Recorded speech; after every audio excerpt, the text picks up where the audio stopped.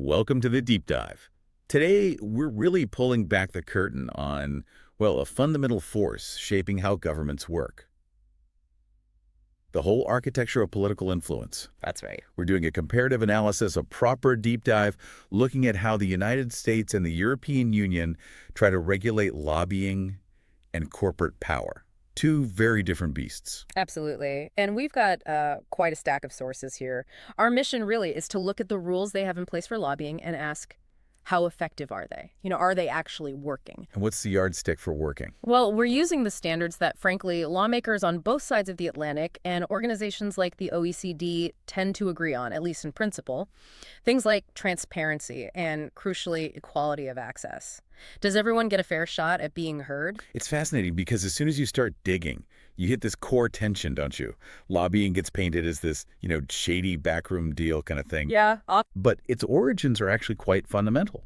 It's tied to the constitutional right to petition your government. That's the U.S. First Amendment. Its roots go way back to the Magna Carta in 1215. It's basically the right to talk to the people in charge. Exactly. It is a right. The controversy, the tension, comes from how that right gets used in practice.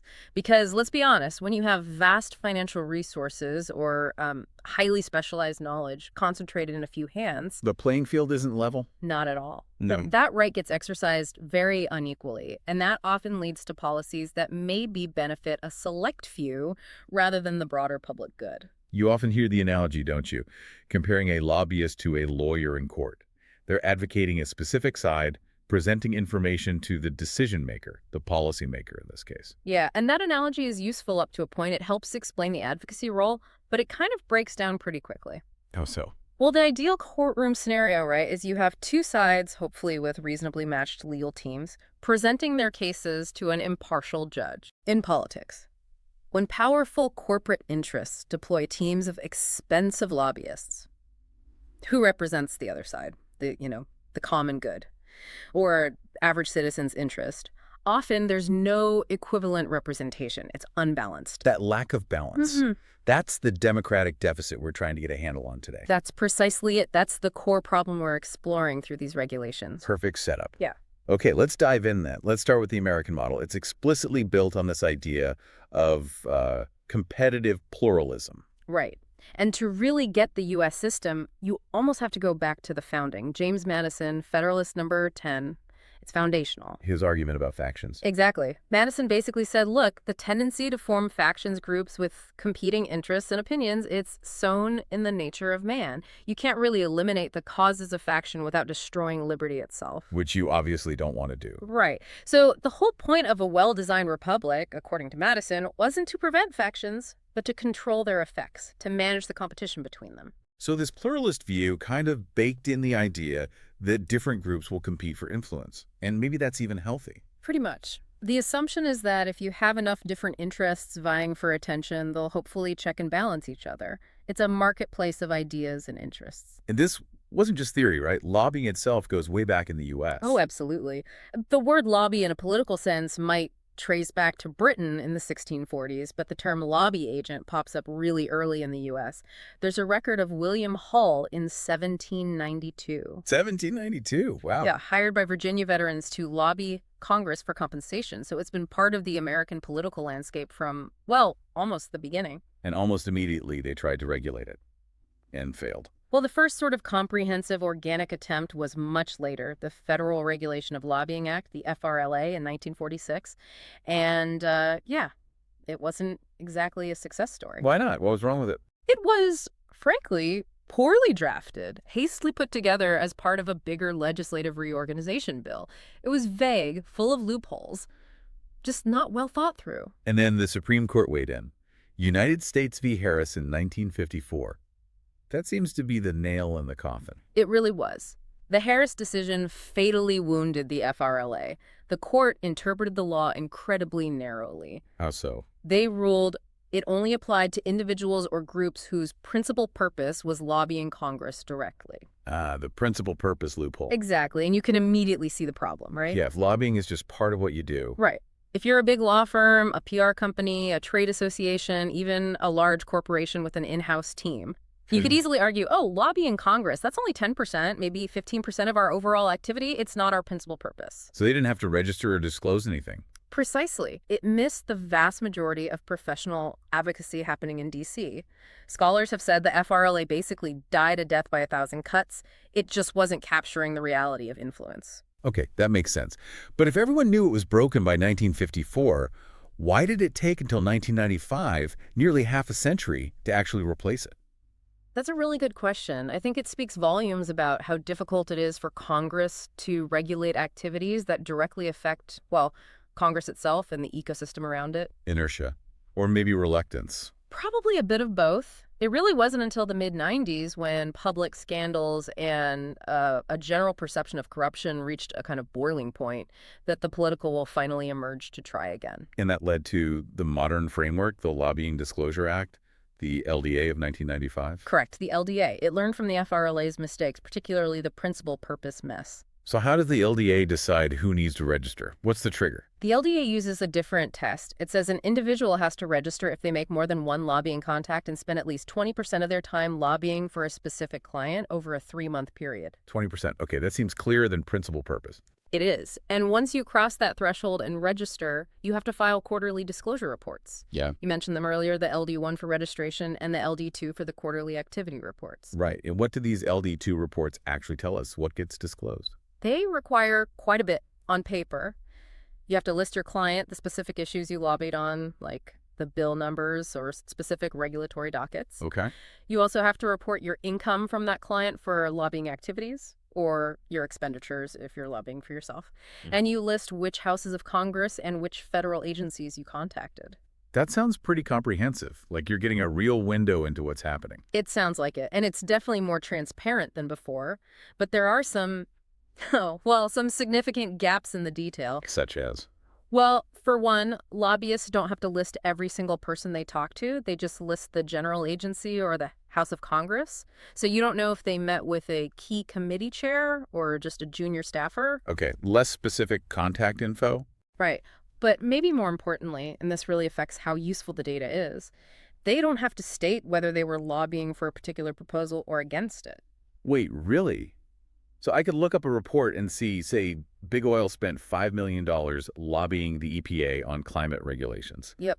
But I wouldn't actually know from the report if they were pushing for stricter rules or trying to kill them. Exactly that. You see the money, you see the topic area, maybe the specific bill, but you don't see the stance. You don't know the direction of the push. It leaves a big piece of the puzzle out.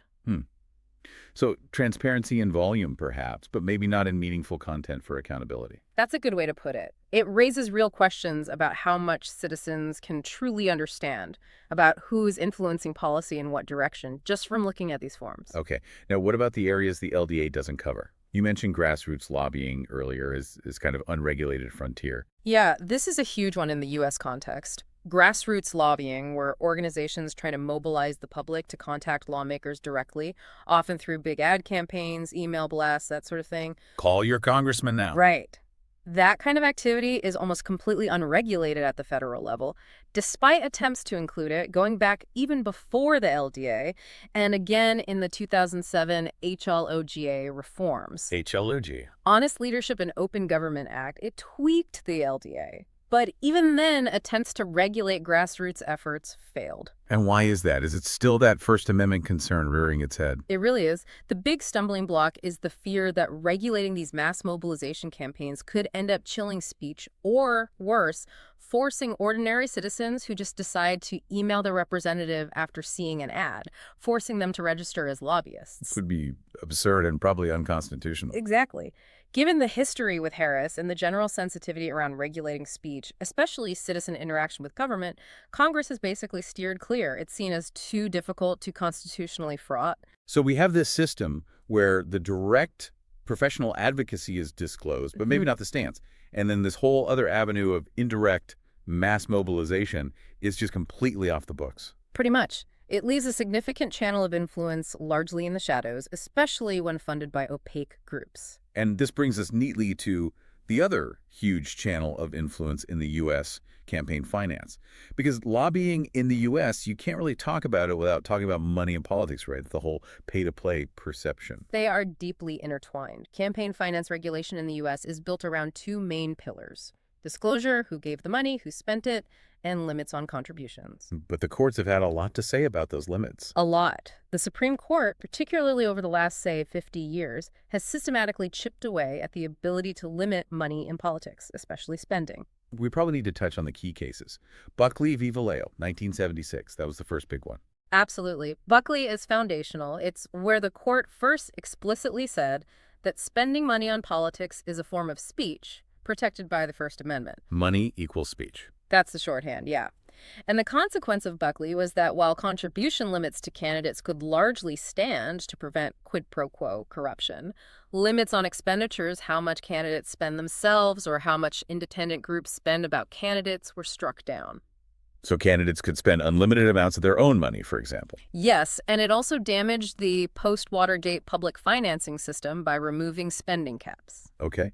And then fast forward to 2010, Citizens United v. FEC. This one feels even more seismic in recent memory. It was. Citizens United took the Buckley logic and applied it directly to corporations and labor unions. The court said that bans on these organizations using their general treasury funds to make independent expenditures for electioneering communications, basically, ads advocating for or against a candidate close to an election, violated the First Amendment. So corporations could now spend unlimited amounts on election ads, as long as they didn't directly coordinate with the campaign. Exactly. That's the decision that really unleashed the floodgates for super PACs. These organizations can raise unlimited sums from corporations, unions, individuals, and spend unlimited sums, again, with the fig leaf of independence. What's the overall effect, then, of Buckley and Citizens United combined?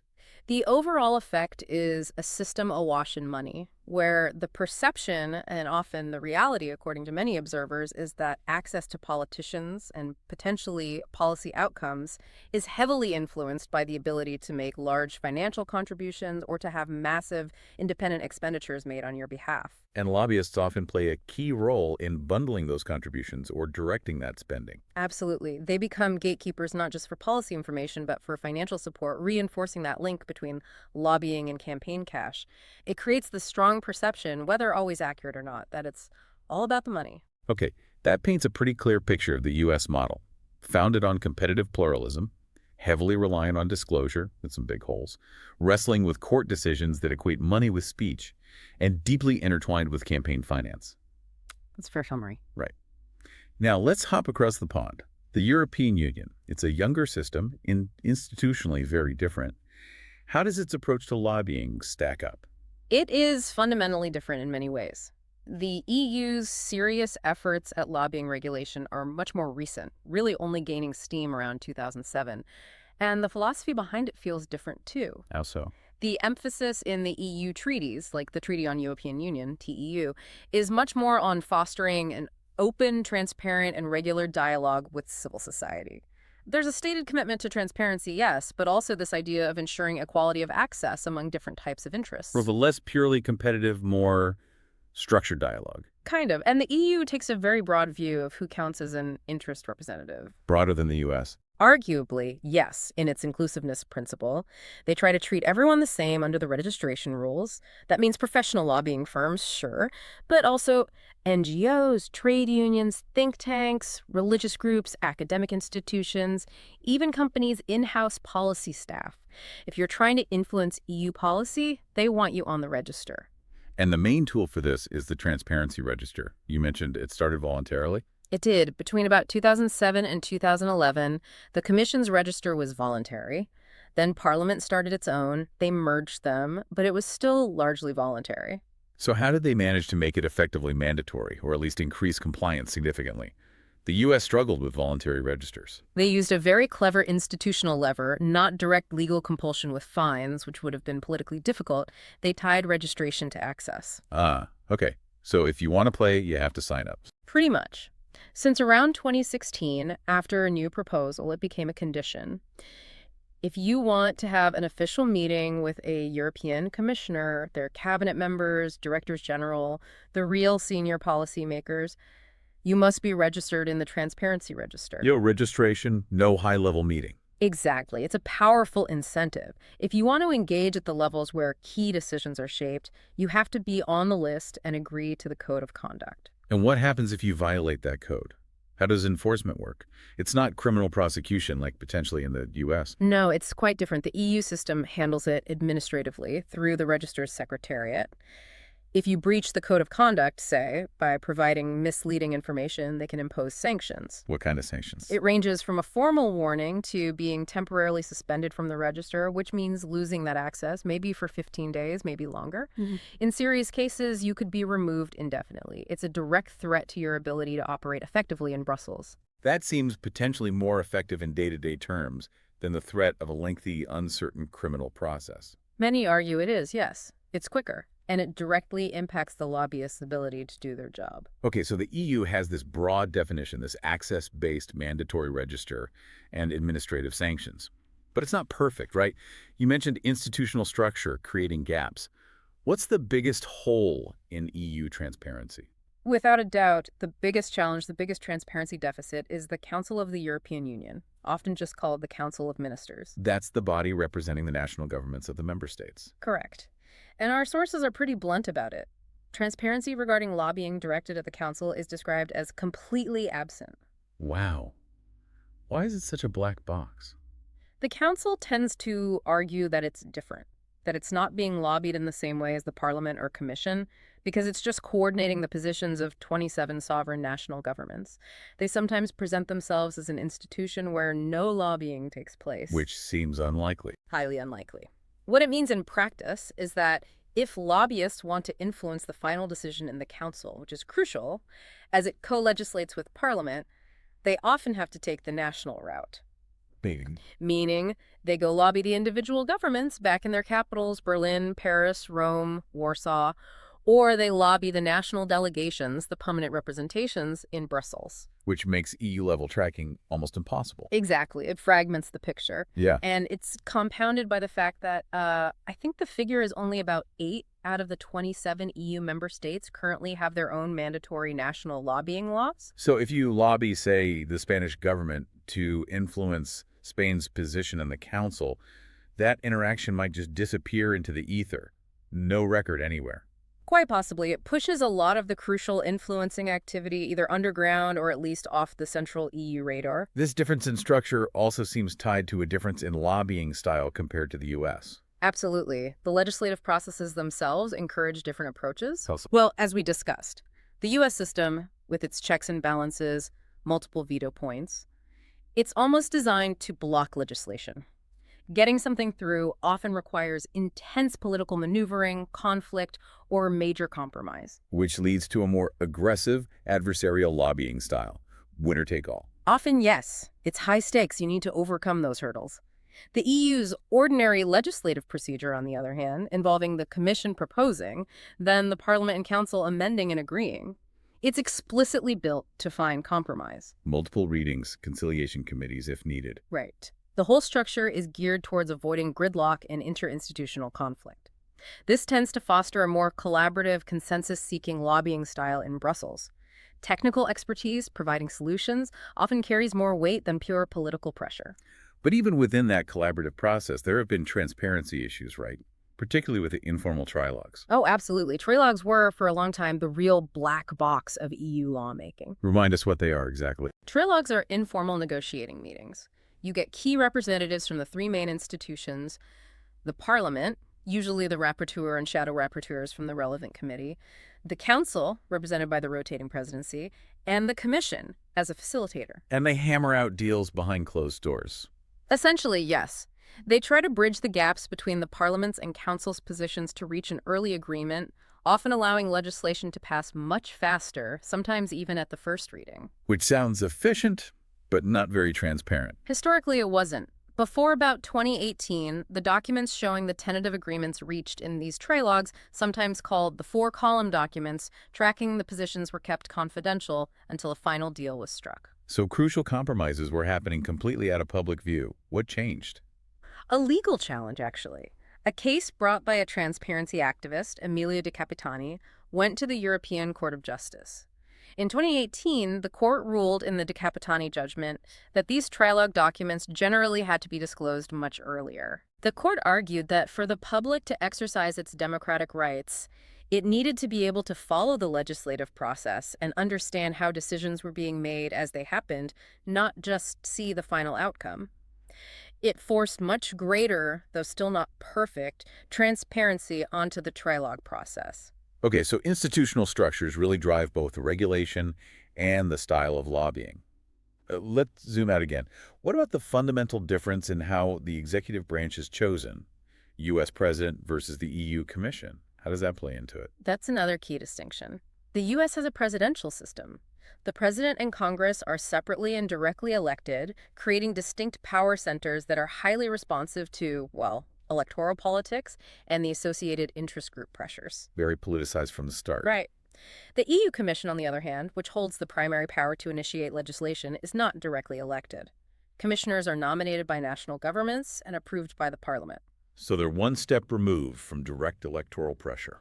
Arguably, yes. And this might partly explain why U.S. lobbying is often so overtly political and partisan, whereas EU lobbying frequently tries to adopt what some sources call a more fundamentally neutral character, focusing on presenting technical arguments and expertise relevant to the complex regulatory files the Commission handles. Less about winning elections, more about shaping technical rules. Often, yes, especially in the early stages when dealing with the Commission's proposals. There's one more big structural difference mentioned in the sources: budgetary power. How does that create divergence? This is a really important one. The U.S. Congress, through its power of the purse, the taxing and spending clause for general welfare, wields enormous redistributive power. Meaning they can raise huge amounts of money through taxes and then decide where it goes. Exactly. Think about massive federal budgets for defense, agriculture subsidies, infrastructure projects, scientific research, social programs. Congress allocates trillions of dollars. And that creates a feeding frenzy for lobbyists. It absolutely does. It generates intense competition among states, industries, corporations, universities. Everyone wants a piece of that federal pie. That fight over resource allocation drives a lot of the aggressive, competitive lobbying we see in Washington. And the EU doesn't have that same power. Not even close. The EU budget is relatively small, primarily funded by contributions from member states, and focused more on things like cohesion funds, agricultural support, CAP, and research funding within the internal market framework. It doesn't have that same massive centralized power to tax and redistribute resources across the continent on the same scale as the U.S. federal government. So less competition over resource allocation means a potentially less aggressive lobbying environment overall. That's one contributing factor, yes. The stakes in terms of direct financial allocation from the central budget are just different. Okay, this is fascinating. We've talked about the rules and the structures. Now let's get into something that cuts across both systems: the revolving door and this broader idea of structural power. Right. The revolving door, the movement of individuals between government service and private sector jobs, especially lobbying, is a huge concern everywhere. Why is it seen as so problematic? Because it creates potential conflicts of interest, obviously, but more subtly, it allows former officials to capitalize on their inside knowledge, their personal connections, their understanding of the process, all gained at public expense, now used for private gain. It happens a lot. It seems to. Particularly concerning is the evidence, especially in the U.S., that many high-ranking former officials who engage in lobbying-type activities manage to avoid actually registering as lobbyists. They become shadow lobbyists. Flying under the radar, the LDA. Precisely, using their expertise and access without triggering the disclosure requirements. Are there rules trying to stop this? Cooling off periods? Yes, both systems have them, though they differ. In the U.S., former senators face a 2-year ban on lobbying Congress. Former House members and senior staff get a 1-year ban. And in the EU? For former EU commissioners, there's a 2-year cooling-off period specifically related to lobbying on matters that were within their former portfolio. So the former energy commissioner can't immediately start lobbying the new energy commissioner on energy policy. Do these periods work? And just how strong is the pull towards these private sector lobbying gigs? Well, the effectiveness is debated. As for the poll, one U.S. study focusing on the executive branch found a pretty stark trend. After leaving government, about 43% went into the non-public sector, often roles involving government relations or lobbying. Only 19% went into other public sector roles. So more than twice as many drawn to the private sector. Yeah, the financial incentives and opportunities in that lobbying world are clearly a powerful magnet. And this connects back to the idea of non-compliance, right? You mentioned shadow lobbyists. Just how big is this problem of unregistered lobbying in the U.S.? It seems potentially massive. Some sources estimate that as many as 52% of individuals who are actually engaged in activities that meet the LDA definition might not be registered. 52%, more than half. If that estimate is accurate, yes. It would mean there could be something like 12,000 shadow lobbyists operating completely outside the disclosure system in Washington.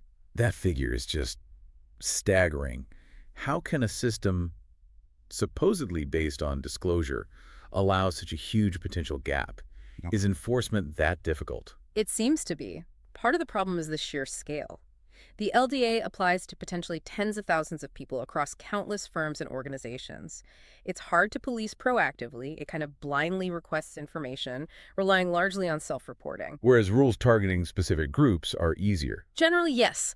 Things like ethics rules or post-employment restrictions aimed specifically at executive branch officials or members of Congress themselves, those tend to be easier to enforce because they apply to a smaller, more defined group and target specific actions over a set period.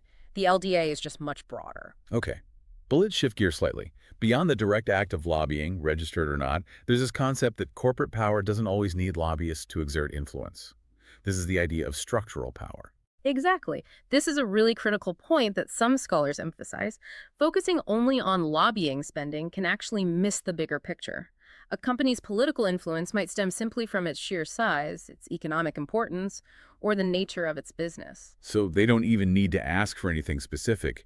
Their existence shapes the debate. In many ways, yes. Think about major corporations' investment decisions.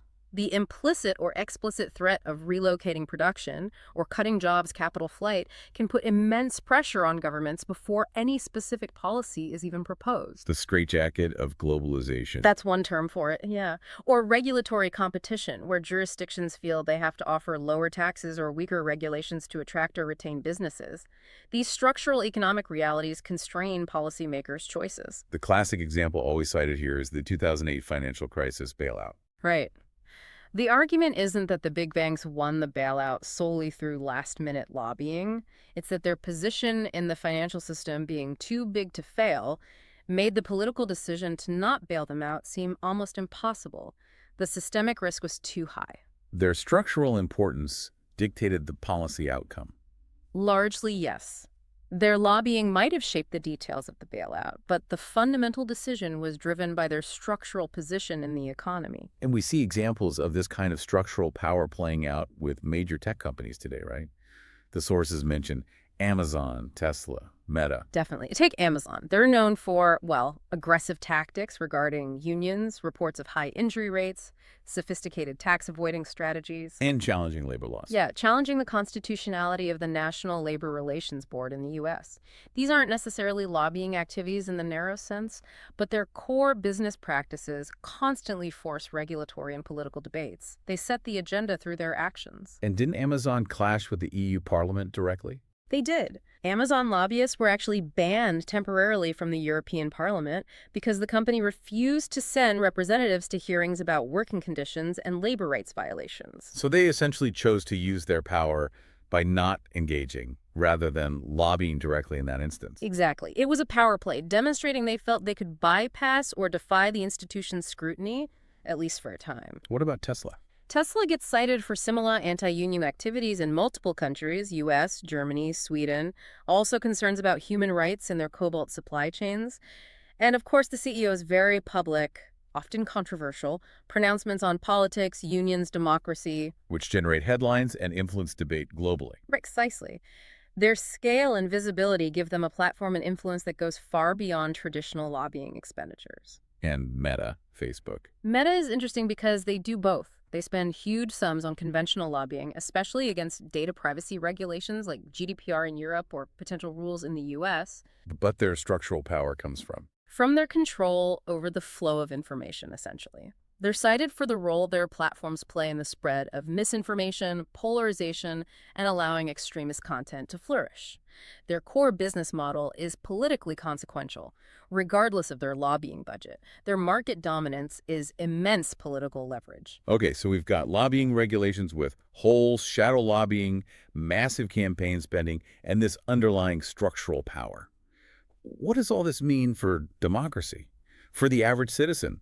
This is a democratic deficit concern. And the evidence here is pretty sobering. Academic research, particularly in the U.S., that compares public opinion with actual policy outcomes, paints a stark picture. What does it show?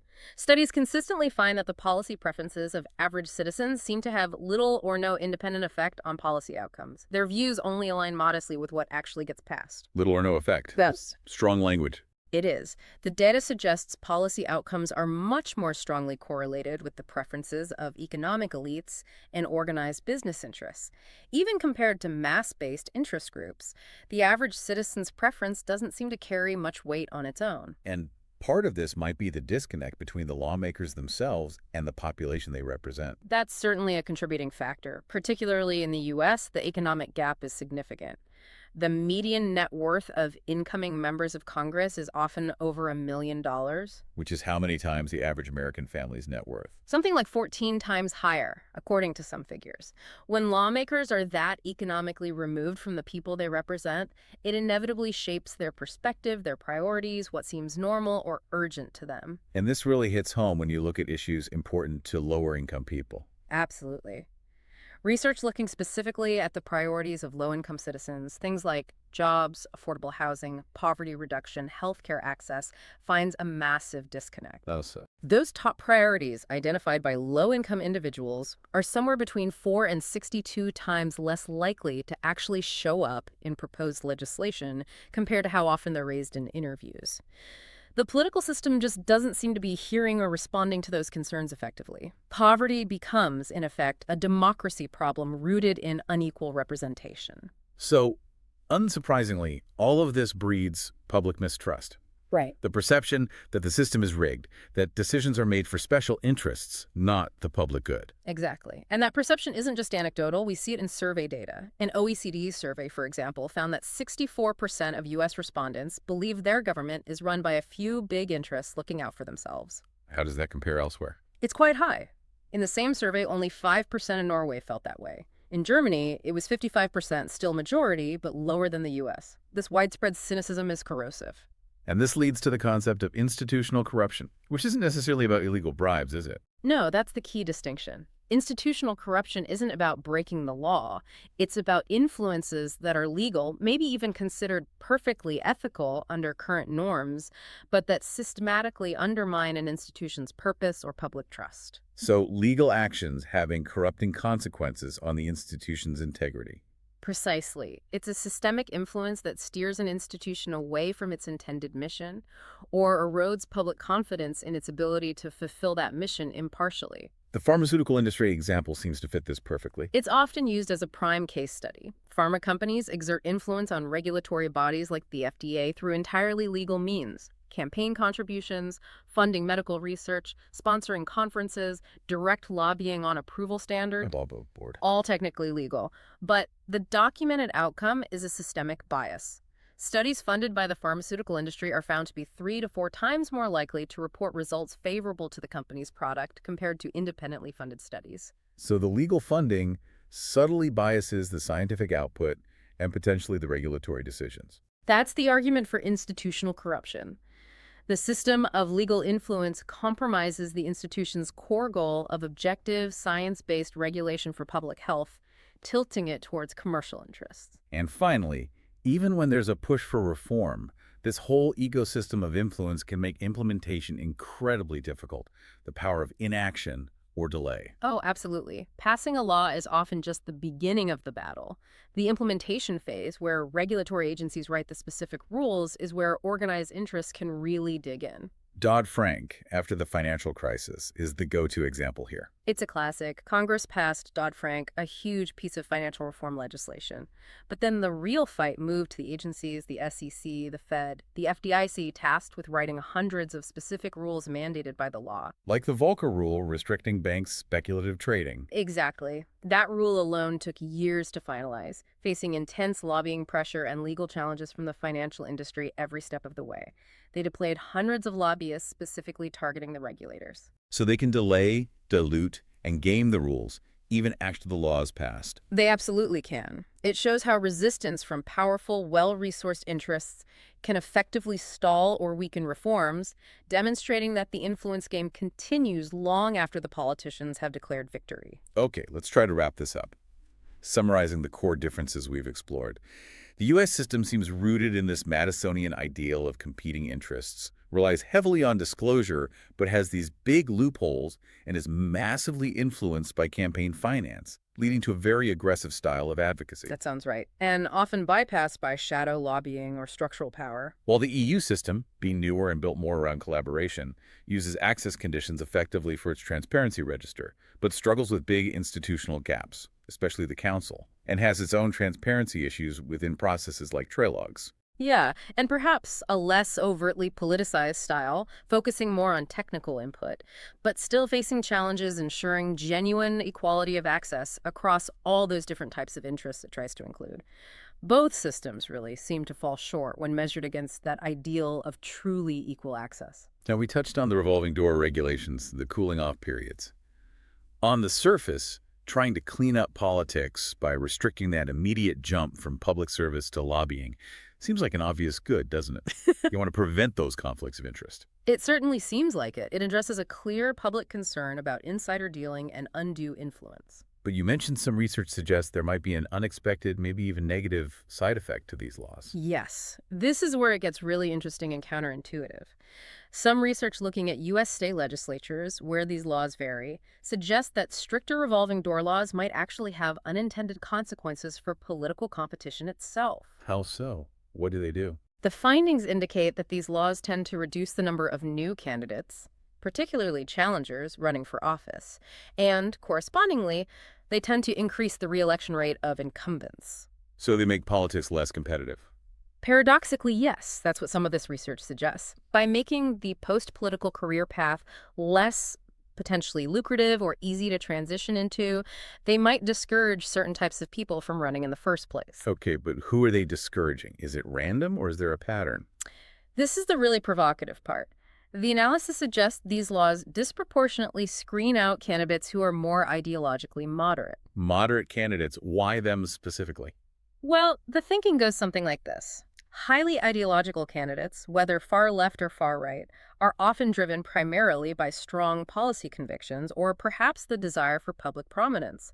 The potential for a lucrative lobbying career later might be less of a motivating factor for them. Moderate candidates, however, who might be excellent pragmatic policymakers but lack that burning ideological fire, might be more influenced by the overall career trajectory, including the potential for financially rewarding work after leaving office.